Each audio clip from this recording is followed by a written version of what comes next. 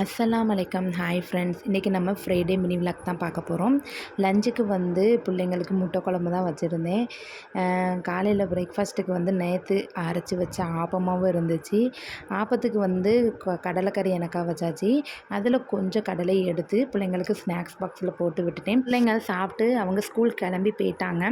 எனக்குள்ளே பிரேக்ஃபாஸ்ட்டையும் முடிச்சுட்டு கொஞ்சம் வேலைகள் இருந்துச்சு.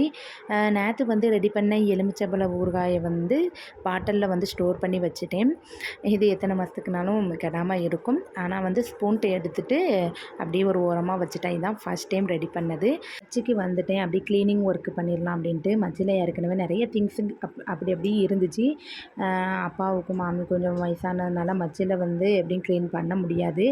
அவங்க வந்து கீழே ஏற்கனவே வயசாகிட்டுனா மச்சில் ஏறி இறங்க கொஞ்சம் கஷ்டமாக இருக்கும். போட்ட சாமான்கள் அப்படி இப்படி இருந்ததுனால ஃபுல்லாக தூசி தான் இருந்துச்சு. இதை எல்லாத்தையுமே மாற்றிட்டு மச்சியை வந்து க்ளீனிங் ஒர்க் பண்ணிடலாம் அப்படின்ட்டு தான் வந்துட்டேன். ஏற்கனவே துணி காய போடும்போது கொஞ்சம் நேரம் உட்கார்றதுக்கு கூட இடம் அந்தளவுக்கு நீட்டாக இல்லை.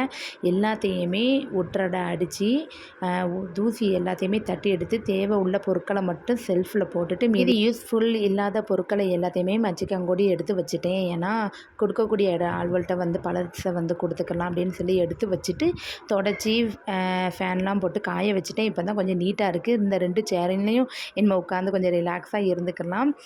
தூசியெல்லாம் தட்டி விட்டுட்டேன். இது வந்து இந்த கட்டில் வந்து எனக்கு எங்கள் அப்பா வந்து கல்யாணத்துக்கு எடுத்த அந்த கட்டில். இந்த நடுப்பகுதியில் வந்து ப்ளேவுட் வந்து ஏற்கனவே கிரிப்பை இருக்குது. இதை ப்ளேவுட் மாற்றணும்னு அப்பா சொல்லிக்கிட்டு இருந்தாங்க. சின்ன பிள்ளையாக இருக்கும்போது பிள்ளைங்க அதில் தான் ஏறி சாப்பிட குதிக்க, அதுக்கப்புறம் தண்ணி எல்லாம் கொட்டி அப்படியே வந்து ப்ளேவுட் விட்டுட்டு மாற்றணும்னு சொல்லிட்டு இருந்தாங்க.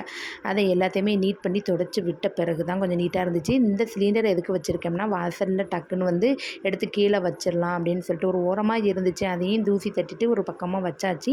மீதி இருக்க திங்ஸ் எல்லாத்தையுமே இப்படி எடுத்து மூடி வச்சுட்டேன். மறுபடியும் எதுவும் தூசி வந்து எதுவும் படராமல் இருக்கிறதுக்காக பெரிய சாக்கை எடுத்து மூடி அதுக்கு காற்றுல பறந்துடக்கூடாதுன்னு கடப்பாக்கள் மேலே எடுத்து வச்சுட்டேன்.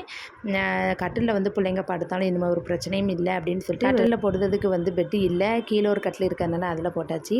மேலே பாய் மட்டும் விரித்து போட்டிருக்கேன். பிள்ளைங்க வந்தாலும் கொஞ்சம் படுத்து எழுந்திரிச்சுக்கிடுவாங்க, ரிலாக்ஸேஷன் பண்ணிக்கிடுவாங்க. கையோடு வந்து வீடையுமே தூத்து பிறக்கி தொடச்சி விட்டுருவோம் இன்றைக்கி ஃப்ரைடேங்கிறதுனால அப்படின்னு சொல்லிட்டு எல்லா வேலையுமே இன்றைக்கி வந்து கம்ப்ளீட்டாக முடிக்க ஸ்டார்ட் பண்ணியாச்சு.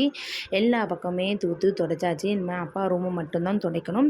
துடைச்சிட்டு ஊது பத்தி எல்லாம் பொருத்தி வச்சுட்டேன். இப்போ தான் கொஞ்சம் பார்க்க எல்லாமே நீட்டாக இருக்குது. ஆல்மோஸ்ட் எல்லா வேலையுமே முடிச்சாச்சு.